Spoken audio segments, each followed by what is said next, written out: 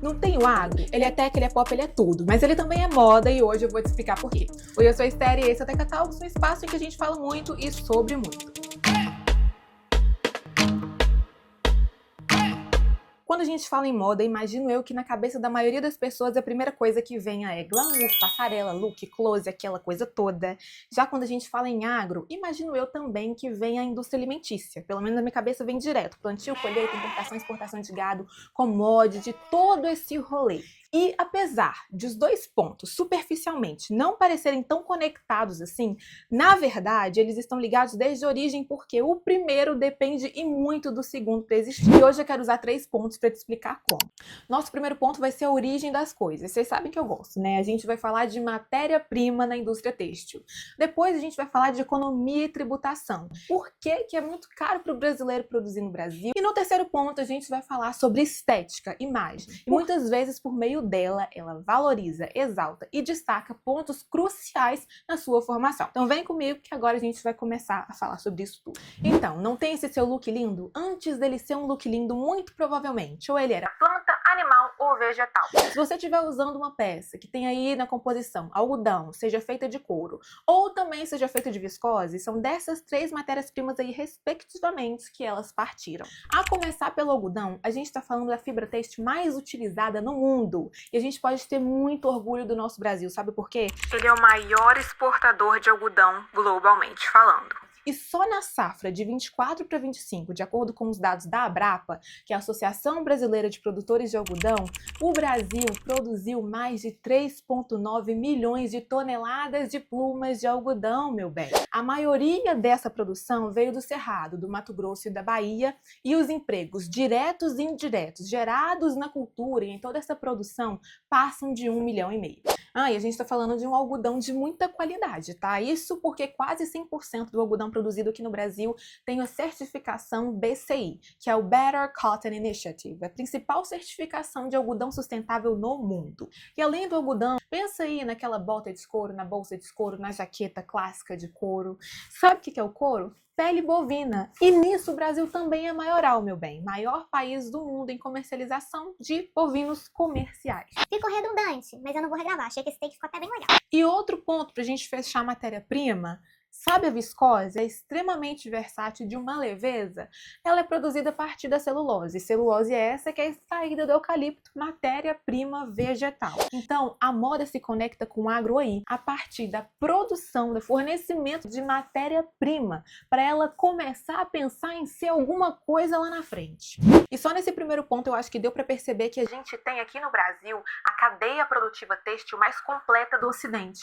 Isso porque aqui nós temos a produção e extração da matéria-prima, a industrialização do fio, a tecelagem, a confecção e a venda, tudo em um lugar só. E isso representa uma vantagem competitiva enorme, só que acaba ficando muitas vezes na teoria, porque a prática é bem diferente, já que tem um paradoxo aí. O Brasil exporta grande parte da sua produção de algodão, por exemplo, para a Ásia. Exporta pluma, importa blusa. A gente manda a matéria-prima bruta e traz de volta o produto industrializado. E aí a conta não fecha. E isso vai levar a gente para o nosso próximo ponto, que é a economia e tributação. A gente vai entender por que para o brasileiro é caro produzir aqui no Brasil.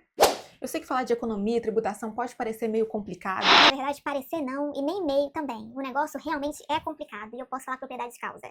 Eu fiz minha segunda fase da OAB em Direito Tributário, passei muito bem, graças a Deus, e eu amei. E agora eu tô fazendo uma formação que chama-se Formação Executiva em Negócio Tributário, uma especialização em Direito Tributário. E realmente, eu ia falar que eu não sei onde eu tava com a cabeça quando eu comecei, mas na verdade eu sei sim. Eu sei onde ela tá, inclusive, porque eu tô continuando. Mas é por meio dele que a gente consegue entender por que a nossa roupa custa, quanto o agricultor ganha e por que o Brasil perde dinheiro toda vez que exporta matéria-prima bruta ao invés de exportar um produto já acabado. Antes da reforma tributária, que começou a ser implementada esse ano e é prevista para terminar de ser implementada em 2033, a gente tinha aqui no Brasil, na verdade ainda tem porque está em curso, um verdadeiro patchwork, para fazer uma alusão à uma moda, na verdade uma coxa de retalhos no bom e velho português, de tributos. Impostos estaduais, municipais, federais, cada um com uma alíquota, cada um sendo cobrado de uma forma. A nível estadual, por exemplo, a gente pode falar do ICMS, que causava uma verdadeira guerra fiscal entre os estados. Não só para as empresas, mas também em relação aos contribuintes pessoas físicas. Porque eu trabalhei 3 anos em uma empresa especializada em assessoria em isenção tributária. Muitos contribuintes escolhiam fazer negócios e comprar produtos, mercadorias em outros estados por conta da diferença de alíquota de ICMS, enfim, da tributação que seria cobrada.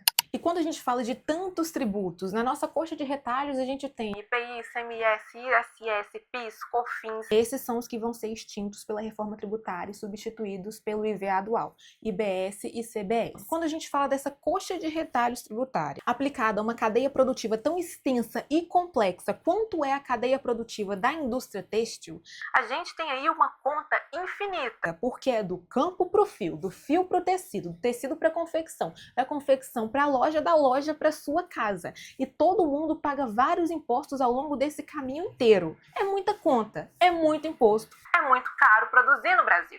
E não tem a reforma tributária que a gente acabou de comentar, que quer substituir IPI, ICMS, ISS, PIS e COFINS pelo IVA dual? Então, a intenção dessa reforma é simplificar as coisas, é transformar aquele patchwork de tributos, de impostos e afins em um tecido liso e plano.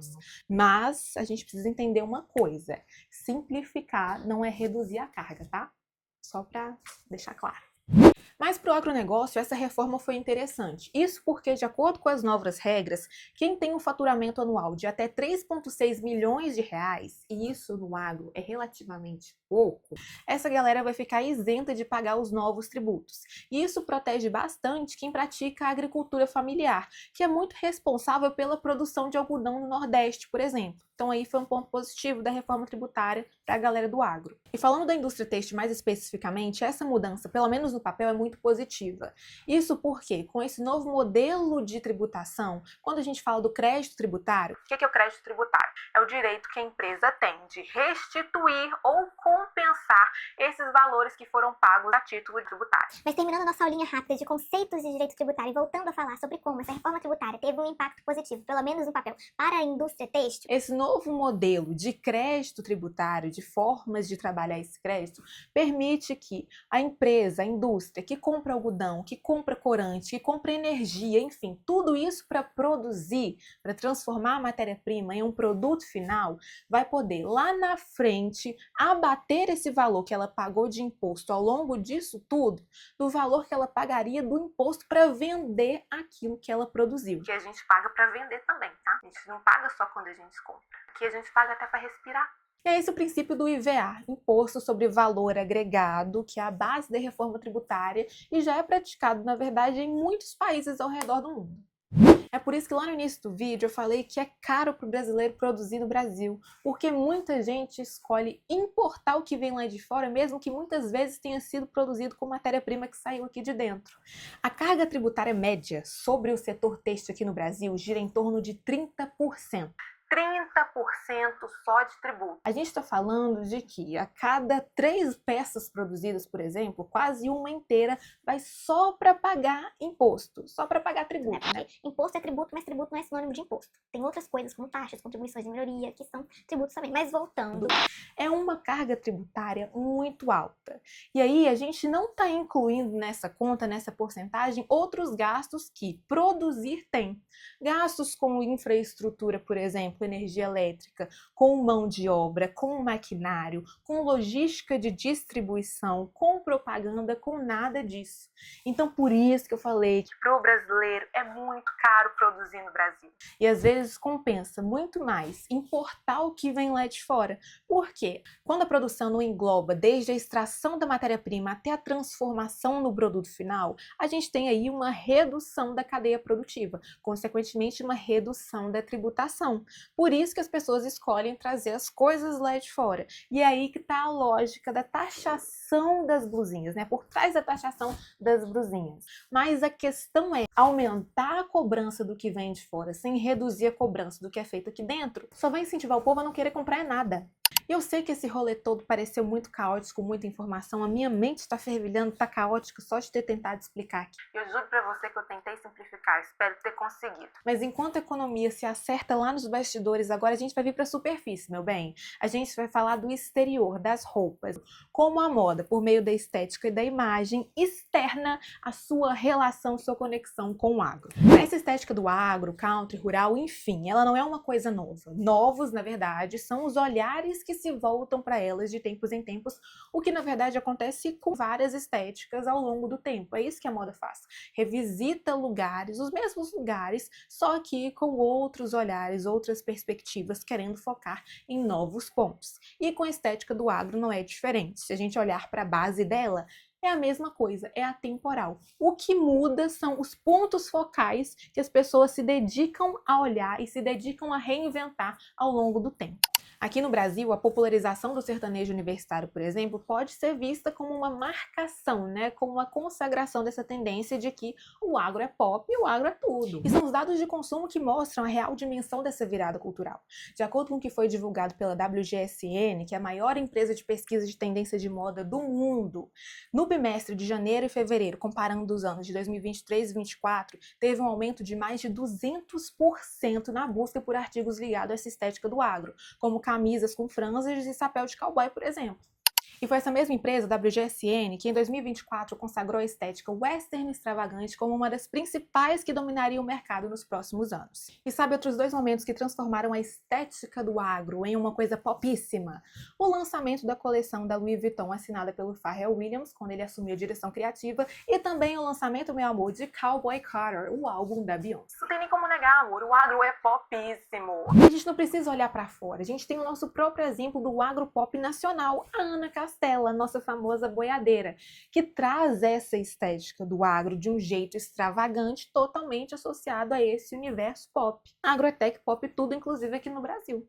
Chegamos ao fim de mais um vídeo em que a gente fez um baita de um passeio. A gente falou de matéria-prima, de economia, de estética, mas no fim eu acredito que a gente vai sair daqui entendendo que a conexão entre moda e agronegócio vai muito além daquilo que só os nossos olhos veem. Esse foi o nosso assunto de hoje. Espero que você tenha gostado. Os comentários estão abertos para você me contar. Eu sou Esther Martins e esse foi o Teca Talks. Até o próximo. Ah, e você pode sugerir pauta também, tá? Inclusive, pauta com mais gente, entrevista. Com quem você acha que seria interessante a gente trocar uma ideia por aqui? É só me falar. Tchau!